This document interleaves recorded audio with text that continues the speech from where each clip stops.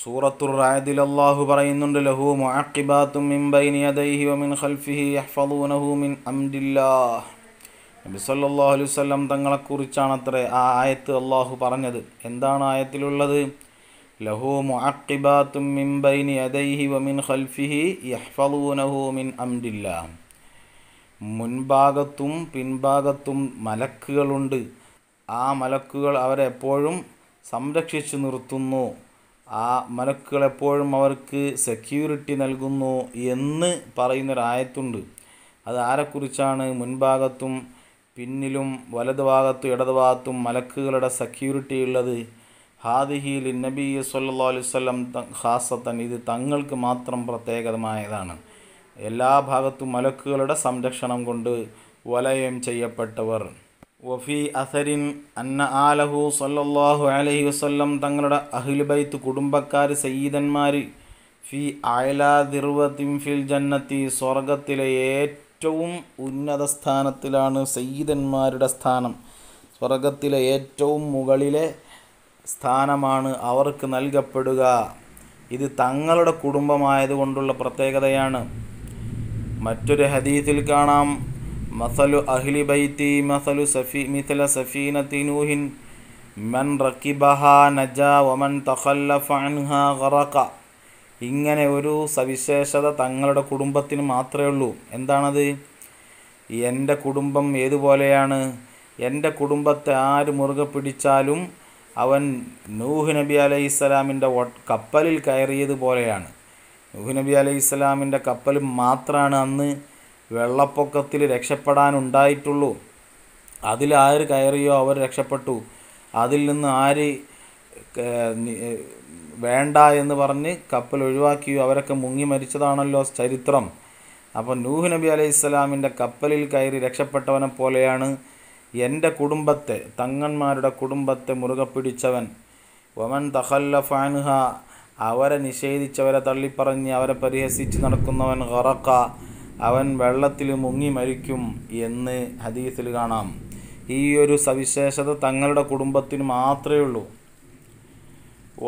വഅന്നമൻ തമസ്സക ബിഹിം വബിൽ ഖുർആനി.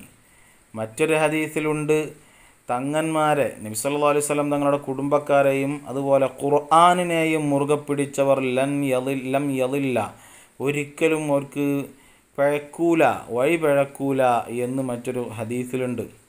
അപ്പോൾ അങ്ങനെ നബി തങ്ങൾ പറഞ്ഞ ഒരു കുടുംബമുണ്ടെങ്കിൽ അത് തങ്ങളുടെ കുടുംബം മാത്രമാണ്.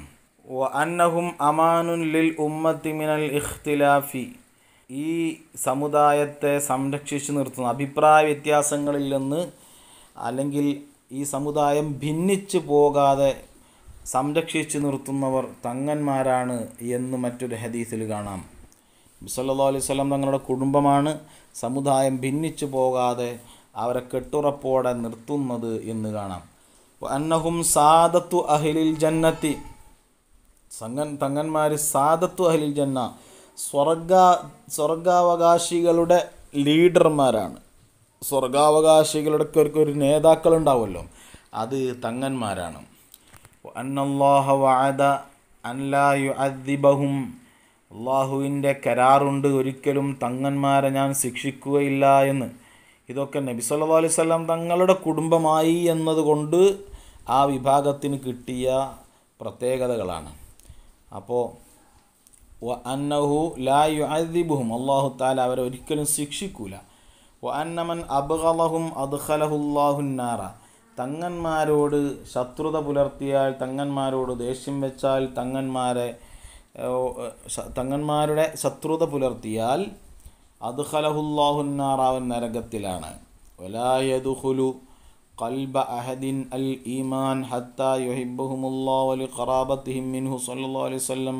വലാ യദ്ഖുലു ഖൽബ അഹദിൻ അൽ ഈമാനു, ഒരു സത്യവിശ്വാസിയുടെയും ഹൃദയത്തിൽ ഈമാൻ പ്രവേശിക്കണമെങ്കിൽ ഹത്താ യുഹിബ്ബഹും ലില്ലാഹി, പടച്ചവനെ വിചാരിച്ച് തങ്ങന്മാരെ ബഹുമാനിക്കണം, തങ്ങന്മാരെ സ്നേഹിക്കണം. എന്നാലേ ഖൽബിൽ യഥാർത്ഥ ഈമാൻ പ്രവേശിക്കുകയുള്ളൂ, തങ്ങന്മാരെ ബഹുമാനിച്ചാൽ, സ്നേഹിച്ചാൽ മാത്രം.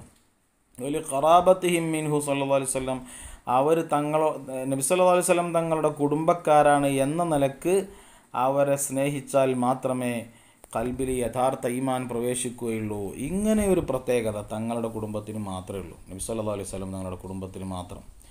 വഅന്നമൻ ഖാത്തലഹും, തങ്ങന്മാരോട് ഒരുത്തൻ മത്സരിച്ചാൽ, അവരോട് പടവെട്ടിയാൽ, അവരോട് സമരത്തിന് പോയാൽ, അവരോട് ശത്രുത വെച്ചാൽ, കാന കമൻ ഖാത്തല മഅ ദജ്ജാലി, ദജ്ജാലിൻ്റെ കൂട്ടത്തിൽ കൂടി, ദജ്ജാലിൻ്റെ കൂട്ടത്തിൽ കൂടി സമരം ചെയ്യുന്നവനെ പോലെയാണ്. ദജ്ജാലിൻ്റെ കൂട്ടത്തിൽ കൂടിയിട്ട് അവർ സമരം ചെയ്യുന്ന ആരോടാണ്? അക്കാലത്ത് സത്യവിശ്വാസികളോട് മാത്രമാണല്ലോ ദജ്ജാൽ യുദ്ധം ചെയ്യുക.